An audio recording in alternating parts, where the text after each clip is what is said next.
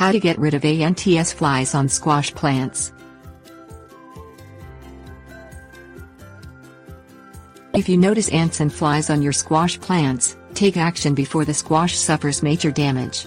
While there are many chemical-based insecticides available in gardening stores, you can make a simple repellent that is organic and extremely inexpensive. Treat the squash plant with a homemade garlic spray to keep insects away that could damage to your squash plants, including ants and flies.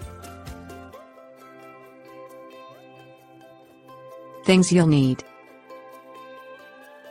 6 cloves fresh garlic, 2 tablespoons mineral oil, food processor, garden sprayer. Add 6 cloves of peeled fresh garlic to a food processor along with 2 tablespoons mineral oil.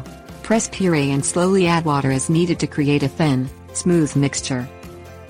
Transfer the garlic water to a garden sprayer and add water to fill the container.